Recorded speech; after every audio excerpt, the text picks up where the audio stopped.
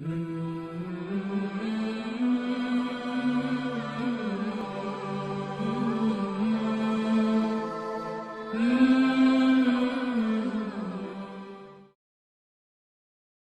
سامعین، حضرت سلیمان فارسی رضی اللہ تعالیٰ عنہ کا قبول اسلام سے پہلے کا نام مابا تھا۔ والد کا نام بوزخشان تھا جو اصفہان یعنی فارس کے نواحی بستی جئی کا سردار تھا۔ بوزخشان دربار ایران میں بڑا رسوخ رکھتا تھا۔ وہ نہ صرف ایک بڑا ذمہ دار تھا بلکہ ایک بڑے آتش کدے کا بھی محتمم تھا۔ اگرچہ مابا کی پرورش بڑے لاڑ پیار سے ہوئی، لیکن اس کے باوجود یہ بچہ بہت سادہ اور خاموش طبع تھا۔ مابا اپنے ہم عمر لڑکوں میں کھیلنے کی بجائے ہر وقت آتش کدہ میں آگ جلانے میں مصروف رہتا۔ اس کی یہی کوشش ہوتی کہ آگ کبھی بجھنے نہ پائے۔ ایک دن والد نے مابا کو کھیتوں میں کسی ضروری کام سے بھیجا۔ فرمانبردار بیٹا فوراً کھیتوں کی طرف چل پڑا۔ راستے میں ایک گرجا تھا جہاں عیسائی عبادت میں مصروف تھے۔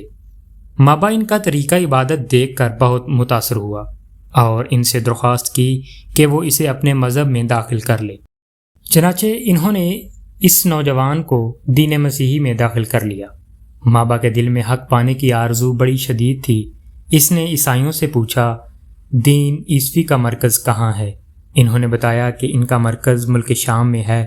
غروب آفتاب کے بعد جب مابا گھر پہنچا تو والد کو بتایا کہ وہ دن بھر ایک گرجا میں رہا ہے اور اسے ان کا مذہب بہت پسند آیا۔ یہ سن کر والد بہت سیخ پا ہوا اور مابا کے پاؤں میں بیڑیاں ڈال کر گھر میں بند کر دیا۔ مابا نہایت حوصلہ سے یہ تکلیف برداشت کرنے لگا۔ ایک دن موقع پا کر مابا نے عیسائیوں کے پاس پیغام بھیجا کہ شام جانے والا کوئی قافلہ ہو تو مجھے مطالع کرنا۔ کچھ دنوں بعد شام سے کچھ لوگ تجارت کی غرض سے ایران آئے تو مابا نے کسی طریقہ سے بیڑیوں سے نجات حاصل کی اور قافلے کے ساتھ شام روانہ ہو گیا۔ شام پہنچ کر مابا نے لوگوں سے وہاں کے سب سے بڑے مذہبی رہنما کا پتہ دریافت کیا۔ اس کی خدمت میں پہنچ کر درخواست کی کہ مجھے اپنے دین کی تعلیمات سے سرفراز فرمائیں۔ وہ عیسائیوں کا لارڈ بش پادریوں کا سردار تھا۔ اس نے درخواست قبول کرتے ہوئے مابا کو پاس رہنے کی اجازت دے دی۔ وہ پادری ایک ریاکار شخص تھا، ظاہری زندگی میں نہایت زاہد اور اندرون خانہ عیش و عشرت کا دلدادہ اور مال جمع کرنے کا شوقین تھا۔ کچھ عرصہ بعد وہ مر گیا تو مابا نے اس کا کچا چٹھا لوگوں کے سامنے کھول دیا۔ لوگ سخت ناراض ہوئے، تاہم انہوں نے ایک عابد اور زاہد پادری کو اس کا جانشین مقرر کیا۔ مابا دل و جان سے اس کی خدمت میں مصروف رہتا۔ پادری نے بھی حق کی تعلیم میں کوئی کسر نہ اٹھا رکھی۔ جب اس کا آخری وقت قریب آیا تو اس نے مابا سے کہا کہ تم میرے بعد موصل چلے جانا، وہاں فلاں شخص دین مسیحی کا سچا پیروکار ہے۔ مابا موصل پہنچ کر اس شخص سے تحصیل علم میں مصروف ہو گیا۔ خدا کی قدرت، کچھ عرصہ بعد اس کا آخری وقت بھی قریب آ گیا۔ اس نے مابا کو وصیت کی کہ تم فلاں شخص کے پاس چلے جانا، میرے علم کے مطابق وہی اس وقت دین حق پر کاربند ہے، جبکہ دوسرے لوگوں نے دین کو بدل ڈالا ہے۔ مابا نے پہنچ کر اس مرد پاک باز کی صحبت سے فیض اٹھایا۔ جب اس شخص کی موت سر پر آئی تو مابا کو اس نے بتایا کہ جس نور حق کی تمہیں تلاش ہے وہ اموریہ میں فلاں شخص کے پاس ملے گا۔ اموریہ پہنچ کر مابا نے اس کی شاگردی اختیار کر لی۔ یہ ایک نہایت پرہیزگار شخص تھا۔ مابا اس کی صحبت میں دین مسیحی کا سچا پیروکار بن گیا۔ اپنے استاد کی طرح وہ بھی دن رات عبادت میں مشغول رہتا۔ غذا کے حصول کے لیے اس نے کچھ بکریاں خرید لیں جن کے دودھ سے وہ غذا حاصل کرتا۔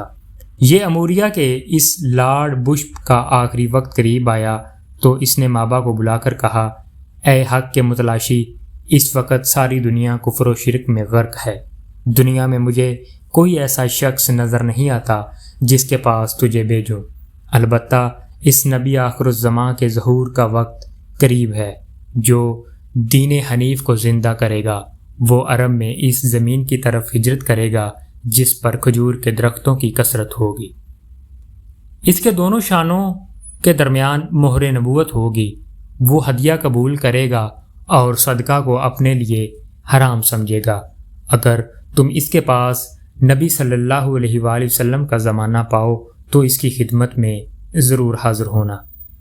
معزز سامعین، مابا اس شخص کے کفن و دفن سے فارغ ہو کر ہر وقت اس جستجو میں رہنے لگا کہ کس طرح عرب کی سرزمین پر پہنچا جائے۔ آخر ایک دن اس کی دلی مراد پوری ہوئی۔ قبیلہ بنو کلب کا ایک قافلہ اموریہ سے گزرا۔ مابا نے ان سے درخواست کی کہ اس کے مال مویشی اپنے قبضے میں لے لو اور اسے ساتھ لے چلو۔ قافلہ والے رضامند ہو گئے۔ جب قافلہ وادی القرہ میں پہنچا تو اس کی نیت بدل گئی اور انہوں نے مابا کو غلام بنا کر ایک یہودی کے پاس بیچ دیا۔ ایک دن اس یہودی کا رشتہ دار ملنے آیا جو یثرب یعنی کہ مدینہ کا رہنے والا تھا۔ اسے ایک غلام کی ضرورت تھی۔ یہودی نے مابا کو اس کے ہاتھوں فروخت کر دیا۔ یثرب پہنچ کر مابا نے جب کھجوروں کے جھنڈ دیکھے تو اسے یقین ہو گیا کہ یہ وہی علاقہ ہے جس کا ذکر اس راہب نے کیا تھا اور جہاں نبی آخر الزماں صلی اللہ علیہ وآلہ وسلم ہجرت کر کے تشریف لائیں گے۔ آخر وہ ساتھ بھی آ گئی جس کا مابا کو انتظار تھا۔ ایک دن اسے پتہ چلا کہ قبا میں ایک شخص آیا ہے جو اپنے آپ کو نبی کہتا ہے۔ مابا نے فوراً وہاں جانا چاہا لیکن مالک نے اجازت نہ دی۔ معزز سامعین، کچھ دنوں بعد موقع ملا تو مابا کھانے کی کچھ چیزیں خرید کر بارگاہ رسالت میں پہنچا اور عرض کی، اے خدا کے برگزیدہ بندے، یہ چند اشیاء میں نے صدقہ کے لیے رکھی تھی۔ آپ اور آپ کے ساتھی ہجرت کر کے آئے ہیں، آپ غریب الوطن ہیں، لہٰذا انہیں قبول فرمائیے۔ نبی اکرم صلی اللہ علیہ وآلہ وسلم نے یہ چیزیں لے کر اپنے صحاب میں تقسیم کر دیں لیکن خود اس میں سے نہ لیا۔ مابا نے دل میں کہا کہ ایک نشانی تو پوری ہوئی کہ آپ صلی اللہ علیہ وآلہ وسلم صدقہ خود استعمال نہیں کرتے۔ اگلے دن پھر کچھ خوراک لے کر مابا آپ صلی اللہ علیہ وآلہ وسلم کی خدمت میں حاضر ہوا اور کہا، یہ ہدیہ ہے۔ آپ صلی اللہ علیہ وآلہ وسلم نے اس کا کچھ حصہ خود نوش فرمایا اور باقی صحابہ میں تقسیم کر دیا۔ مابا کو یقین ہو گیا کہ یہی نبی آخر الزماں ہیں، تاہم ابھی وہ مہر نبوت کو دیکھنے کا متمنی تھا۔ چند دنوں بعد مابا نبی اکرم صلی اللہ علیہ وآلہ وسلم کی خدمت میں حاضر ہو کر پشت اطہر کی جانب جا کر منتظر رہا کہ کس وقت کپڑا ہٹے تو مہر نبوت کا نظارہ کرے۔ رسول اکرم صلی اللہ علیہ وآلہ وسلم نے مابا کی دلی کیفیت کو بھانپ لیا۔ آپ صلی اللہ علیہ وآلہ وسلم نے خود پشت مقدس سے کپڑا ہٹا دیا۔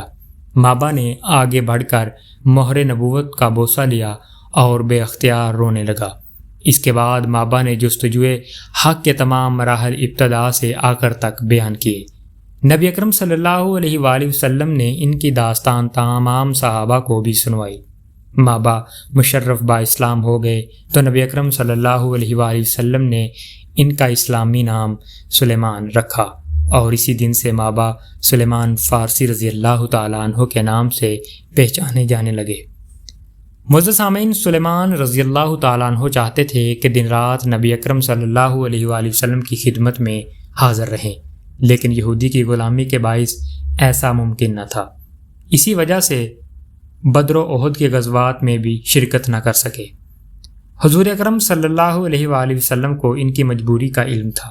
ایک دن آپ صلی اللہ علیہ وآلہ وسلم نے فرمایا کہ سلیمان، تم اپنے آقا سے اپنی غلو خلاصی کے لیے معاوضہ ادا کرنے کی کوئی سبیل کرو۔ یہ سن کر اپنے آقا سے بات کی۔ اس نے 40 اقیہ سونا اور 300 پودے لگانے کا مطالبہ کیا۔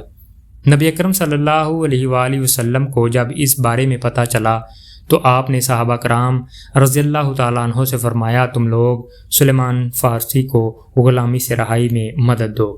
صحابہ رضی اللہ تعالیٰ عنہ نے 300 پودے جمع کر کے سلیمان رضی اللہ تعالیٰ عنہ کے ساتھ مل کر یہودی کے باغ میں لگا دیے۔ چند دنوں کے بعد ایک مارکہ میں نبی کریم صلی اللہ علیہ وآلہ وسلم کو مال غنیمت ملا تو آپ نے 40 اقیہ سونا دے کر حضرت سلیمان رضی اللہ تعالیٰ عنہ کو آزاد کروا دیا۔ معزز سامعین، اس دن کے بعد حضرت سلیمان فارسی رضی اللہ تعالیٰ عنہ سفر و حضر اور جلوت و خلوت میں سرور کائنات کی خدمت میں حاضر رہنے لگے۔ معزز سامعین، اللہ پاک آپ کو اور ہمیں نیک اعمال کرنے کی توفیق عطا فرمائے۔ وما علینا الا البلاغ المبین۔ شکریہ۔